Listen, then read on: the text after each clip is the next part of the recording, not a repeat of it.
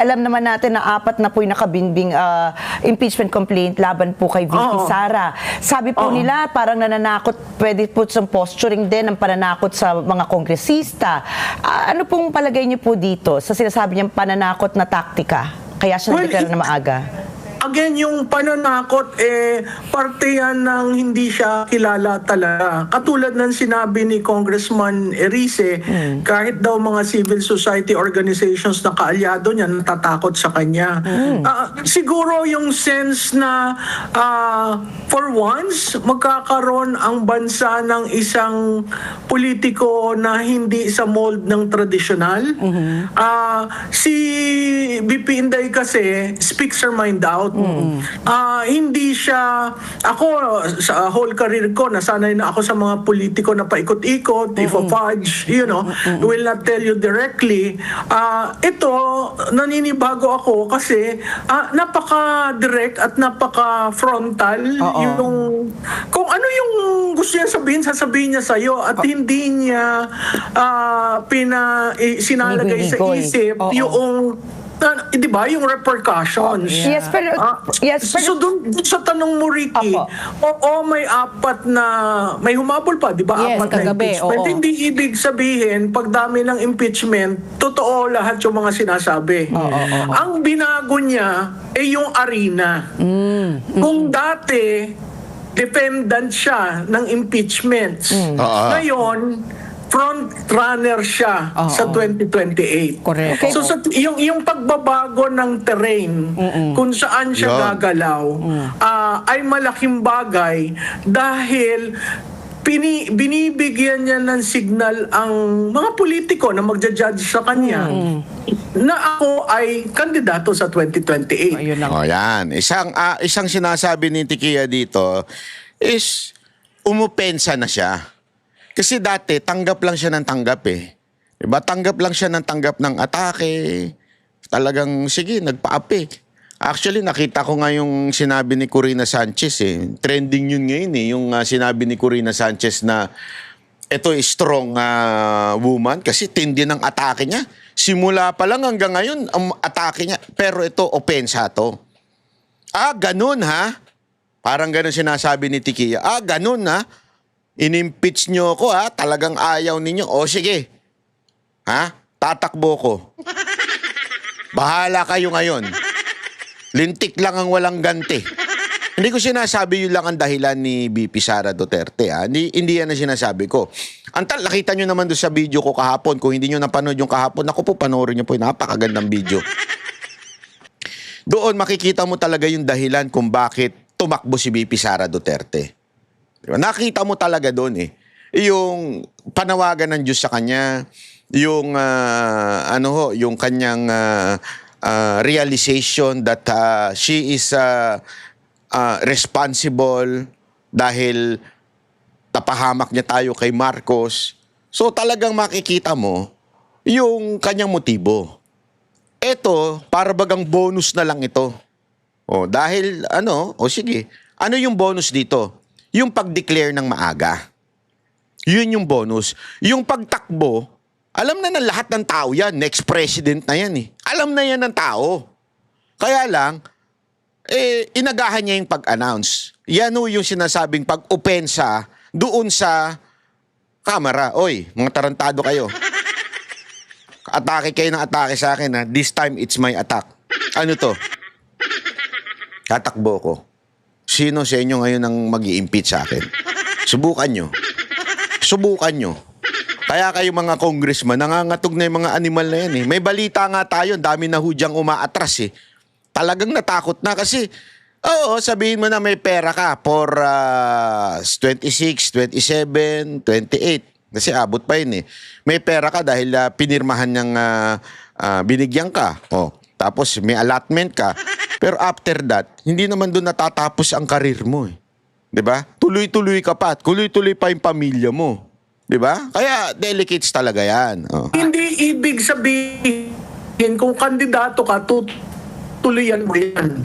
Katulad sa Amerika, may tinatawag na Presidential Exploratory Committee kung saan ine-explore mo yung possibilities. Itong kay BP Inday, dineclare niya ang intention niya sa 2028. Oo. Ngayon, tatakbo ba siya?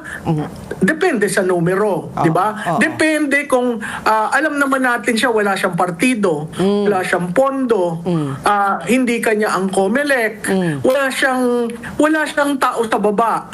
So ang daming gagawin, Iki, alam mo yan, ang daming gagawin para maging contender siya. Oo. Pero what's going for her are the results of the survey. Yan, oo. Ayan. So, ayan na. Eto pa. Kaya nga sabi Ay, ko, sorry. Eto. Malabo raw na umusad pa ang panibagong reklamo laban kay VP Sara habang expected na rin daw ang pagbasura sa impeachment complaint laban kay PBBM. Ayon yan kay Congressman Eli San Fernando. Anya, pansariling interes lang kasi ang iniisip ng mga kapwa kongresista. Narito ang Agenda Weekend Report ni Isaiah Mirafuentes ng Abante.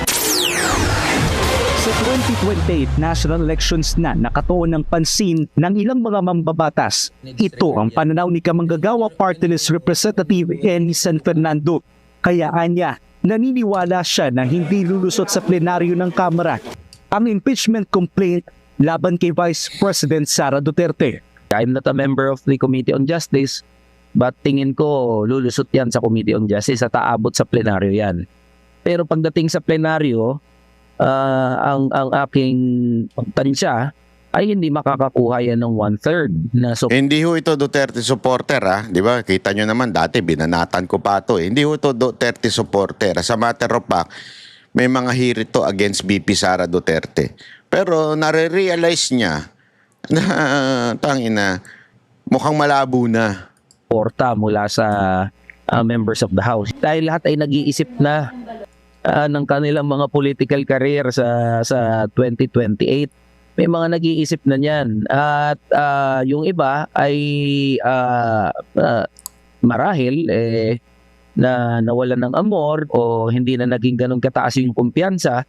Kung pagbabasihan daw kasi ang naging takbo ng articles of impeachment laban kay VP Sara noong nakaraang taon na bypass umano nito ang committee deliberation at agad inakyat sa Senado ang impeachment complaint matapos itong makakuha ng 1/3 na boto mula sa mga mambabatas. Pero para naman kay San Fernando, hindi nakataka-taka ang naging pagbasura ng Committee on Justice ng Kamara sa impeachment complaint laban kay Pangulong Bongbong Marcos Jr.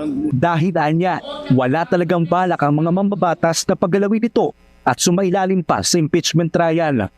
Kung ang climate o ang politika sa loob ng House is dinedim niya na may impeach yan. At kahit naman gaano katibay yung mga ebidensya, kung ayaw ng mga kaalyado na umusad yan, hindi talaga uusad yan.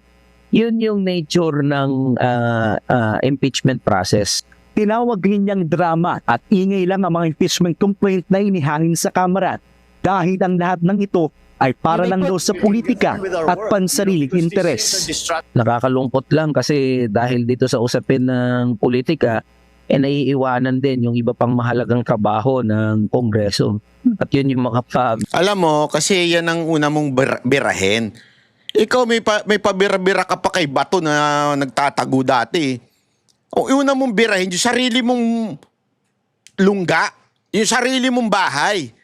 Hindi totoo. Alam mo, sabi ko sa inyo, okay ako sa pinaglalaban nito. Honestly gustong-gusto ko yung pinaglalaban nito tungkol sa mga manggagawa. I think that's the only solution para mawala at mabawasan ng traffic sa Pilipinas. Sino ba naman ang gusto, sa Metro Manila, sino ba naman ang gusto from Cavite ka pa, from Bulacan ka pa, pupunta ka pa ng Manila para lang magtrabaho? Ayaw mo yun Di ba? Kaya lang, no choice ka. Kasi nga, merong provincial rate. Kung taga dun ka, probinsya ka, talaga mapipilitan ka pumunta dito. Sana kung katulad sa Japan na kahit probinsya ka, madali makapunta sa syudad dahil nasa tren. Diba? Sa ibang bansa, sa China, ganyan din. Sa iba't ibang bansa, puro ganyan. Sa atin, walang ganun Kinurap, binulsan Diba? So, ibig ko lang sabihin po mga kababayan, maganda ang sinasabi nito pagdating sa provincial rate. Kasi ang pinaglalaban niya talaga yung provincial rate Yung dapat pareho ng Manila. Kaya lang, wala. Wala makuha ang bilang dyan sa, alam mo naman, bilang-bilang dyan sa kamara marami dyan, mga bata na mga oligark. So, hindi papayag ang mga oligark dyan. Kasi ang mga oligark, ang ginagawa nila, pansinin ninyo, bakit ang mga factory nasa probinsya? Aside from, siyempre, yung mga truck, pero karamihan talaga nasa probinsya. Kasi doon, mura ang labor. Libo-libo ang kanila mga tao sa factory. Malaki ang mababawa sa labor. Tapos, isa lang ang mabiyahe papunta ng Metro Manila para dalhin yung produkto nila. Yeah? So, okay sana to. Kaya lang, may mga party talaga to na bumabanat pa dito kay VP Sara Duterte. Pero in yet, naiintindihan niya na yung mga politika ay, nasa dugo na yan ng mga congressman. Kaya nga sabi ko sa'yo, Eli, makinig ka. Bago mo tumawid ng ethics kasi yun Bago ka tumawid doon sa Senado, punahin mo muna yung mga kasamahan mo. Hanggang ngayon, di mo pa hinahanap si Romualdez Hanapin mo naman.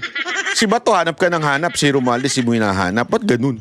Gawa ng mga meaningful ng mga batas. We are missing the bigger picture. At yun, yung mga Pilipino at mga manggagawa mismo, wala namang pakialam sa impeachment. Samantala, sa Lunes, inaasahang ipipresenta sa plenaryo ng Kamara ang naging pagbasura sa impeachment complaint laban kay PBBM upang kanilang mapag-aralan. Inaabangan naman ngayon kung uusad ba ang impeachment complaint laban kay VP Sara. Para sa agenda ay Saya Mira Fuentes. Abante!